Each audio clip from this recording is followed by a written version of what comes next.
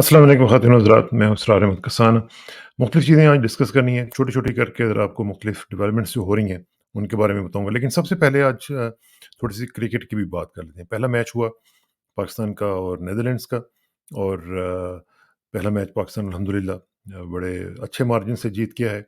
और ये अच्छा मार्जिन होना ज़रूरी था, क्योंकि नेट जो रन रेट होता है, वो आपको पता है कई जगह पे जाके फिर बड़ा मसला बनता है।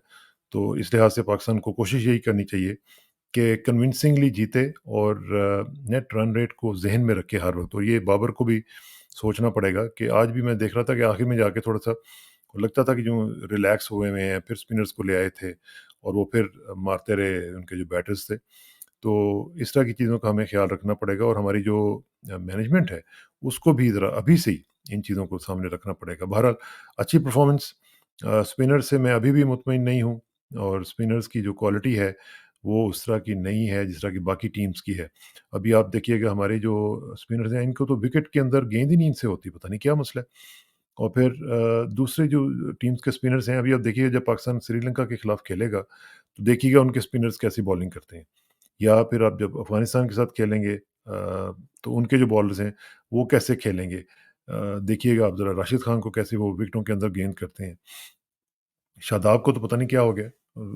अजीब-सी बहरहाल आज फिर भी कुछ थोड़ी-सी रीज़नेबल थी उसकी बॉलिंग। लेकिन मुझे लगता है कि हमारे जो है ना स्पिनर्स के ऊपर काम करने की बड़ी अशद ज़रूरत है। और वो कहाँ चले गए हैं सकलैन मुश्ताक साहब और मुश्ताक मोहम्मद साहब, मुश्ताक अहमद साहब। कोई उन्होंने अपनी कोई रिप्लेसमेंट, कोई इस तरह की कोई मिस्ट्री स्पिनर, कोई वो नहीं क्रिएट किया, जिसकी वजह से ज़रा मसाइल हमें देखने पड़ रहे हैं। मिडल ओवर में अभी भी कुछ मसाइल हैं, लेकिन आज थोड़ी सी रीशफल किया बॉलिंग ऑर्डर को उसने बाबर ने, तो उससे ज़रा अच्छे नताइज भी निकले, और मिडल ऑर्डर में भी कुछ विकेटें जो हैं वो निकली।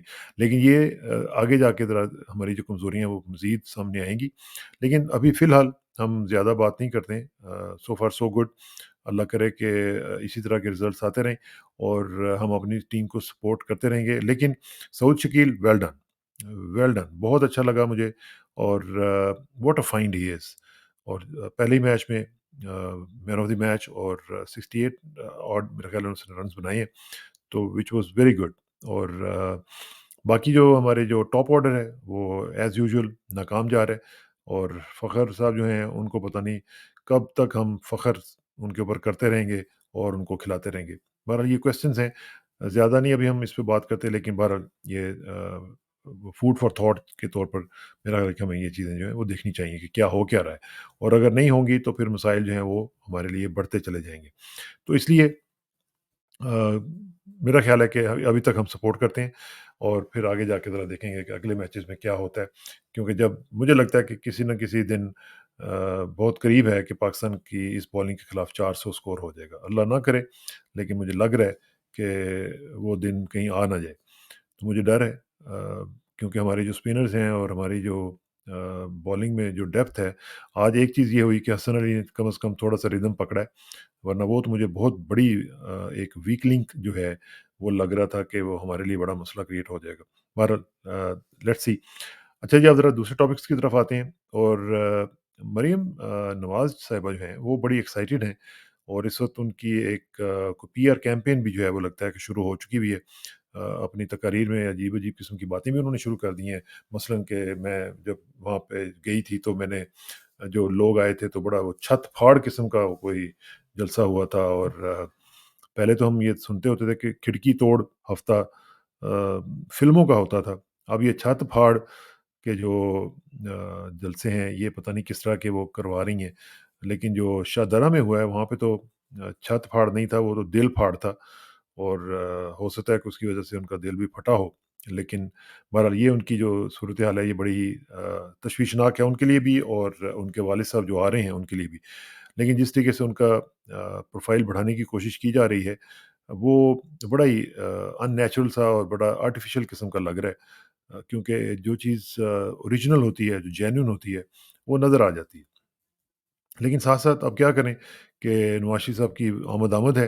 उनके लिए तैयारियाँ भी करनी है, लोगों की सपोर्ट भी नहीं है, लेकिन अब चूँकि टास्क दिया गया है ऊपर से, तो अब वो सारी चीज़ें करनी है। तो बहरहाल देखते हैं उनका क्या होता है। लेकिन ये है कि मुझे लगता है कि नवाज़ शरीफ साहब जो हैं, वो मरियम की प्रोफ़ाइल बढ़ाते-बढ़ाते कहीं अपने लिए ख़तरात ना पैदा कर लें। और क्योंकि जो जो हालात नज़र आ रहे हैं, इसमें उनके लिए मुझे लगता है कि काफ़ी पिटफॉल्स हैं, काफ़ी मसाइल हैं, काफ़ी मुश्किलात जो हैं वो हो सकती हैं। तो इसलिए इसका ज़रा हम देखते रहेंगे क्या होता है। लेकिन एक चीज़ जो आज हमने देखी, आपने वो भी वीडियोज़ देखी होंगी, वो थी सदाकत अब्बासी साहब की जो वापसी हुई है। और मैंने आपको परसों ही में बता दिया था कि कौन से लोग जो हैं वो उनका इंटरव्यू करने के लिए तड़प रहे हैं। और एक मैंने आपको बताया था कि उसमें एक दाढ़ी वाले साहब भी, जो दाढ़ी वाले साहब हैं, उन्होंने इंटरव्यू तो कर लिया, लेकिन वो इंटरव्यू चला नहीं। और क्यों नहीं चला, वो उनकी मैनेजमेंट ने फैसला किया होगा कि शायद इतनी जो दुर्गत बनाई जा रही है दुनिया न्यूज़ की, वो शायद हम अफोर्ड नहीं कर सकते। और अच्छा किया, मैंने कल भी उनको अप्रिशिएट किया था और आज भी अप्रिशिएट करता हूँ। और शायद उन्हीं की इसी मिसाल से बाकी लोग भी जो हैं वो कुछ थोड़ी-सी शर्म करें और मीडिया को मीडिया रहने दें, मीडिया को तवलची ना बनाएँ, मीडिया को ढोलक वाला ना बनाएँ, तो मेरा ख़्याल है कि बेहतर होगा। तो इसी तरह सदाकत अब्बासी साहब के साथ-साथ जो हम दूसरी वीडियोज़ का सिलसिला हम देख रहे हैं, वो ये है कि मुख्तलिफ लोग जो हैं वो आ रहे हैं और वो कुरान पाक पकड़ के अपनी एक कमिटमेंट का इज़हार कर रहे हैं कि हम पाकिस्तान के साथ हैं। हमने कभी भी इस तरह की बात नहीं की। और इमरान खान साहब जो हैं, हम हलफ़ देते हैं कि उन्होंने कभी भी हमें इस तरह की बातें नहीं की। कराची से के जो साबिक़ रुकन असम्बली थे, वो भी, उनका भी आपने देखा होगा। फिर इनकी जो उमर अयूब हैं, उनका हमने देखा।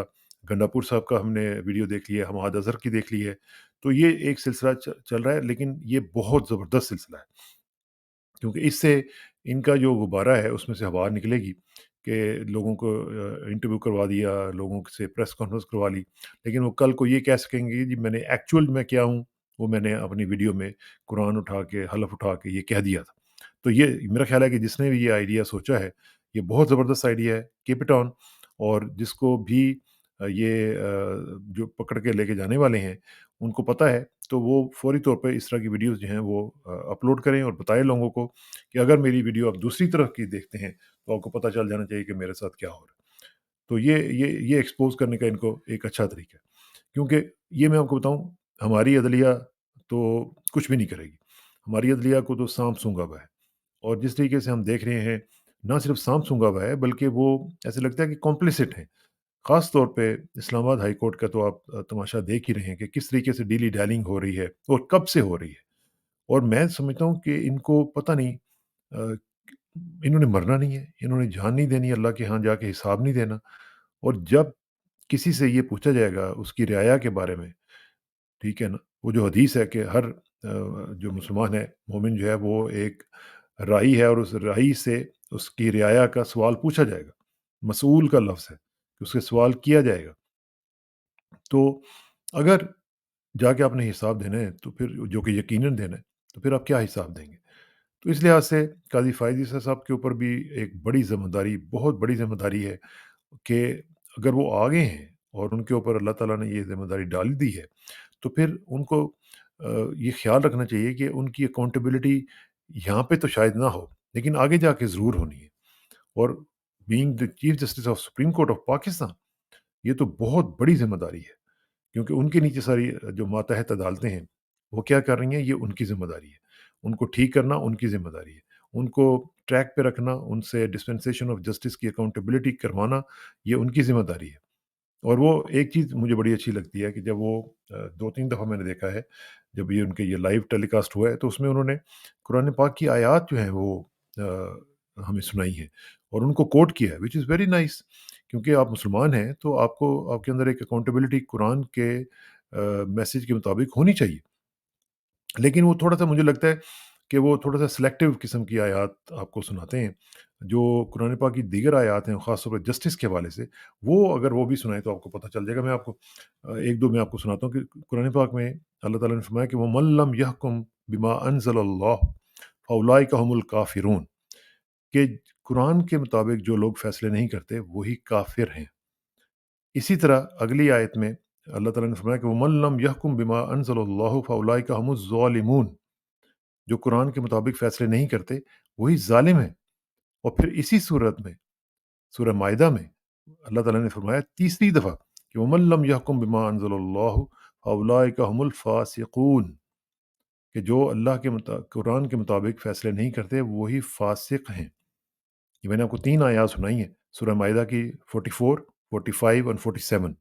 تو یہ جو آیات ہیں، تو قاضی فائز عیسی صاحب محترم، آپ ہمارے بڑے ہیں اور ہم آپ سے کوئی توبہ استغفار، کوئی آپ کی تضحیق کرنا نہیں چاہتے ہیں، لیکن آپ کو یاد دہانی کے لیے یہ کہہ رہے ہیں کہ قرآن پاک کی ان آیات کا بھی خیال رکھیں کہ اگر آپ یہ فیصلے نہیں کریں گے تو پھر آپ کیا کریں گے؟ پھر آپ کسی نہ کسی کو تو آپ پکڑیں گے نا، اور وہ جو ہے وہ جب پکڑا جائے گا تو پھر آپ کے لیے مسائل کریٹ ہوں گے، اور اگر آپ پکڑے جائیں گے تو پھر اور بھی مسائل کریٹ ہوں گے۔ تو یہ اس لیے وہ عربی میں کہتے ہیں لا طاعۃ لمخلوق فی معصیۃ الخالق، لا طاعۃ لمخلوق فی معصیۃ الخالق، کہ جو مخلوق کی جو اطاعت جائز نہیں ہے اگر اس میں خالق کی نافرمانی ہوتی ہو۔ یعنی اگر آپ اللہ کی نافرمانی کر رہے ہیں کہ جی وہ ہو جائے، لیکن چونکہ مجھے آرڈرز آئے ہیں، اور یہ جو عربی والی جو میں نے آپ کو بات سنائی ہے، یہ سارے افسران کے اوپر بھی عائد ہوتی ہے، ان کے اوپر بھی یہ اس کا نفاذ ہوگا، کیونکہ یہ جو ہم کہتے ہیں جی مجھے اوپر سے آرڈر آیا تھا، کوئی اوپر سے اوپر آرڈر نہیں ہوتا۔ یہ واضح طور پر کہا گیا ہے کہ لا طاعۃ لمخلوق، مخلوق کی اطاعت بالکل جائز نہیں ہے اگر اس میں اللہ کی، خالق کی جو معصیت ہے وہ ہو رہی ہے، اس کی خلاف ورزی ہو رہی ہو۔ تو یہ چیزیں جو ہیں قاضی فائز عیسی صاحب سے ہماری گزارش ہوگی کہ وہ بھی ذرا خیال رکھیں اور ان کے بارے میں دیکھیں کہ ان کی اور ان کے ساتھ جو باقی جڑے ہوئے عدلیہ کے ادارے ہیں وہ کیا کر رہے ہیں۔ اور ابھی ابھی آپ نے دیکھا چھوٹے چھوٹے لوگ کسی نہ کسی لیول پہ اٹھ رہے ہیں۔ ابھی آپ بابر ستار صاحب کو دیکھیں، میں ایم ریئلی امپریسڈ، اور بابر ستار صاحب نے چاہے جس طرح بھی ہوا ہے انہوں نے کم از کم کھڑے ہونے کا ثبوت دیا ہے۔ کیا ہو گیا ان کے ساتھ؟ اٹھا کے لے گئے ان کو، کیا ہو گیا ان کے ساتھ؟ ان کی نوکری چلی جائے گی؟ لیکن آپ کو رزق جو ہے وہ اللہ تعالیٰ کے اوپر اگر یقین ہے تو رزق آپ کا چلتا رہتا ہے اور وہ اسے آپ کو اچھا متبادل دیتا ہے، لیکن آپ کو اپنے اصولوں کے اوپر کھڑا ہونا چاہیے۔ اور آپ تو قاضی فائز عیسی صاحب، آپ تو اصولوں کے اوپر باتیں کرتے رہے ہیں اور اصولوں کے اوپر آپ اپنے موقف کے اوپر کھڑے ہوتے رہیں، تو اس لیے اس کے اوپر بھی آپ کو کھڑے ہونا چاہیے۔ اچھا جی، ایک اور چیز جو ہے وہ بڑی امپورٹنٹ ہے، وہ میں آپ کو سناتا ہوں۔ بڑا امپورٹنٹ یہ سلسلہ ہوا ہے کہ آ، جو کینیڈین پارلیمنٹ ہے اس میں آ، پاکستان کے متعلق بات ہوئی ہے، اور بڑی ہی زبردست طریقے سے ہوئی ہے، اور یہ بڑا امپورٹنٹ ہے کیونکہ ہمارے لوگوں کو یہ سمجھنا چاہیے کہ انٹرنیشنل لیول پہ ہماری ان ہیومن رائٹس ویولیشنز کی وجہ سے کیا بدنامی ہو رہی ہے۔ تو یہ ذرا سنیے گا، پھر میں اس کے اوپر تھوڑی سی بات کرتا ہوں۔ I'm Dictator Regina Wascana. Thank you, Speaker, and congratulations on your new role. I'm pleased to have the opportunity to present e-petition 4547 to the House of Commons. This petition was initiated by Regina resident Kuram Awan and has been signed by residents across the country. The petition is regarding reports of politically motivated acts of violence in Pakistan, following the arrest of former Pakistani Prime Minister Imran Khan and the postponement of general elections in that country in violation of the country's constitution. The petition calls on the House of Commons Standing Committee on Foreign Affairs and International Development to explore the feasibility of imposing Magnitsky sanctions on members of the Pakistani military responsible for the violence. The petition also calls on the government to pressure the International Monetary Fund to make any loans to the Pakistani regime conditional on hosting free and fair elections. Mr. Speaker, I'm pleased to have the opportunity to present these petitions here today in the House of Commons.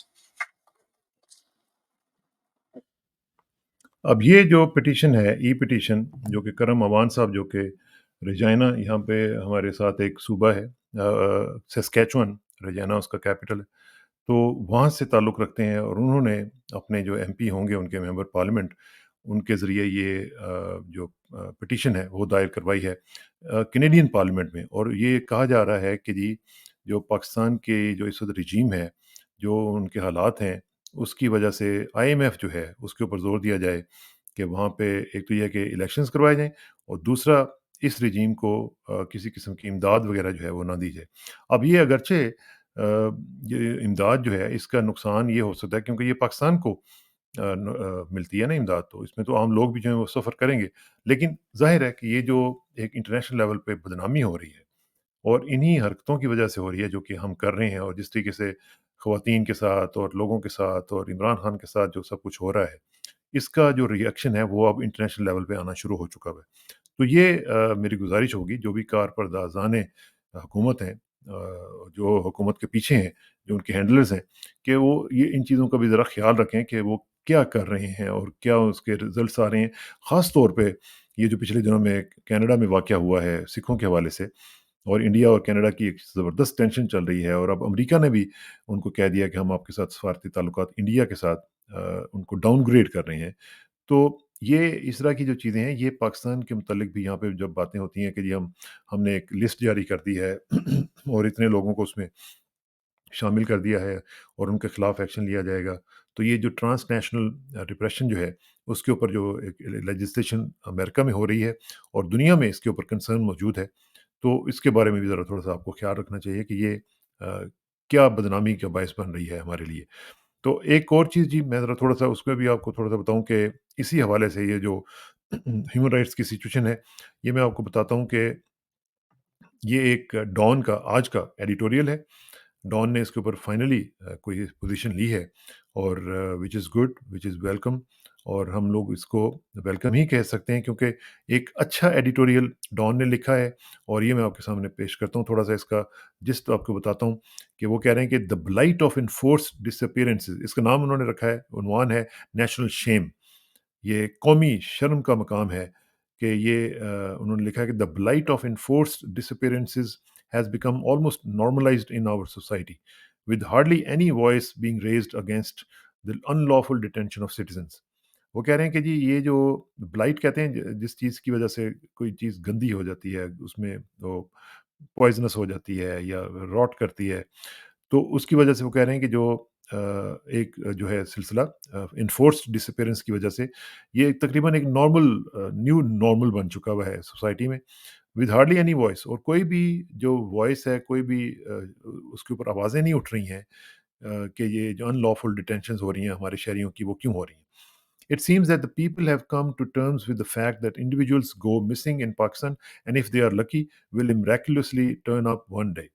تو وہ کہہ رہے ہیں کہ یہ ایک normal سی چیز بن گئی ہے کہ جو لوگ مس ہو جاتے ہیں، مسنگ پرسنز میں چلے جاتے ہیں، اور پھر ان کو یہ ہوتا ہے کہ چلیں کسی دن کوئی آ گئے تو ٹھیک ہے، نہ آئے تو بس گئے۔ However, if the victims are not so lucky, families will be called to collect body back. اور اگر وہ انلکی ہیں تو پھر ان کو بلایا جائے گا اور ان کی ڈیڈ باڈی ان کو دے دی جائے گی۔ تو یہ جو صورتحال ہے، یہ وہ بتا رہے ہیں کہ یہ بڑا ایمبیرسنگ ہے، اور میں اس کو تھوڑا سا اوپر لے کے جاتا ہوں، پھر میں آپ کو بتاتا ہوں کہ اس میں آخر میں انہوں نے 2-3 جو باتیں کی ہیں وہ بھی امپورٹنٹ باتیں کی ہیں۔ ڈیورنگ دی aforesaid IHC یعنی اسلام آباد ہائی کورٹ کی جو میٹنگ ہوئی ہے، ہیئرنگ ہوئی ہے، اس میں the bench asked the Attorney General to bring up the issue of missing persons with the caretaker Prime Minister. تو اس میں انہوں نے کہا ہے اسلام آباد ہائی کورٹ نے کہ یہ پھر میرے منہ پہ چیئر ٹیکر آ جاتا ہے کہ جو پرائم منسٹر صاحب نئے آئے ہوئے ہیں، ان کے ساتھ یہ معاملہ جو اٹھایا جائے، تو لیکن کہاں اٹھایا جائے گا؟ تو آخر میں پھر کہتے ہیں moreover little can be expected from the caretakers, only an elected government can forcefully raise these issues and bring these deplorable practices to an end, کہ یہ تو کیئر ٹیکرز تو کر کچھ نہیں سکتے ہیں، صرف الیکٹڈ گورنمنٹ کوئی آئے اور وہی ان کے اوپر جو ڈپلوریبل انہوں نے ایک لفظ یوز کیا ہے، قابل افسوس، جو یہ جو آج کل تماشا چل رہا ہے اس کو وہ قابل افسوس کہہ رہے ہیں۔ اور آخری ان کے جو پیراگراف ہے وہ کہتا ہے کہ but perhaps most importantly it is the power elite that can initiate change, یہ جو پاور ایلیٹ ہے سو کالڈ ہمارے ملک کی، وہ اس طرح کی کوئی جو چینج ہے وہ لا سکتے ہیں۔ Is the state comfortable with the fact that Pakistan is seen as a lawless land, کیا ریاست جو ہے وہ اس میں کمفرٹیبل فیل کر رہی ہے کہ پاکستان ایک ایسی ایک اسٹیٹ بن گئی ہے جس میں کوئی لا نہیں ہے، لا لیس ہے، ویئر پیپل ڈس اپیئر، جہاں پہ لوگ جو ہیں وہ ڈس اپیئر ہو جاتے ہیں، اینڈ آر آربیٹریرلی پنشڈ، اور پھر ان کو ایک سزا کے طور پر ان کو رکھا جاتا ہے وہاں پہ۔ تو یہ میں آپ کے ساتھ ذرا شیئر کرنا چاہ رہا تھا، اور اسی میں جو بیسک میسج ہے وہ یہی ہے کہ ان چیزوں کا کنٹرول کیا جائے۔ ایک میں نے ای میل بھی آپ کے ساتھ شیئر کرنی تھی رائن گریم کی، جو کہ انٹرسیپٹ کے ہیں، جس میں انہوں نے مجھے ایک ای میل میں لکھا ہے کہ ہم یہ جو انٹرسیپٹ نے سٹوریز کی تھیں، میں ابھی ٹائم چونکہ نہیں ہے تو میں آپ کو پڑھ کے نہیں سناتا، لیکن یہ ہے کہ اس کا کرکس اور اس کی جسٹ یہ ہے کہ انہوں نے کہا ہے کہ ہم جو پاکستان کی جو سچویشن ہے، جو ڈیولپمنٹس ہو رہی ہیں، اس کو مائنیوٹلی آبزرو کر رہے ہیں، اور اس کے اوپر ہم مزید سٹوریز کرتے رہیں گے۔ باقی جو امریکن میڈیا ہے اس کے اوپر خاموش ہے، لیکن ہم خاموش نہیں رہیں گے۔ تو یہ جو صورتحال ہے اس کے اوپر ہمیں نظر رکھنی پڑے گی، دیکھتے رہیں گے کہ کیا کیا چیزیں ڈیولپ ہو رہی ہیں، اور آپ کے ساتھ شیئر کرتے رہیں گے۔ اور آخر میں دعا کہ میری عزت کے لیے کافی ہے کہ میں تیرا ہی بندہ ہوں، اور میرے فخر کے لیے کافی ہے کہ تو ہی میرا پروردگار ہے۔ تو بالکل اسی طرح جس طرح میں چاہتا ہوں، مجھے بھی اسی طرح بنا دے جس طرح تو چاہتا ہے۔ سپردم بتمائے خیش رہو، تو دانی حساب ہے کم و بیش رہو۔ جس کسانوں کو کل تک کے لیے اجازت دیجیے، کل ملاقات ہو انشاءاللہ۔ اللہ حافظ۔